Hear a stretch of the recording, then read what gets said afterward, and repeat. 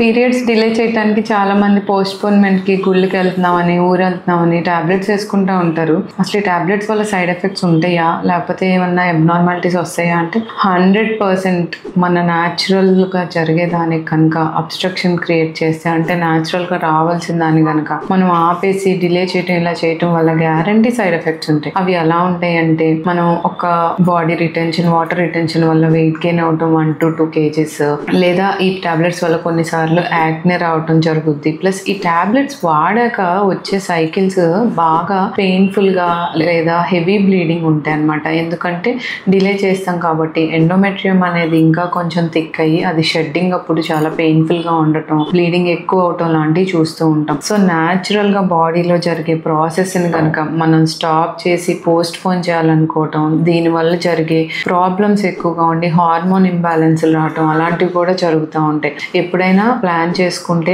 మన periods time చూసుకొని plan చేసుకోవటం, ట్రిప్స్ కానీ లేదా ఏదన్నా గుళ్ళకి వెళ్తాం ఇలాంటివి మన పీరియడ్స్ ప్రకారం ప్లాన్ చేసుకోవాలి. పోస్ట్‌పోన్‌మెంట్ కి వాడితే ఎంతో కొంత సైడ్ ఎఫెక్ట్స్ అయితే గ్యారంటీ ఉంటాయి.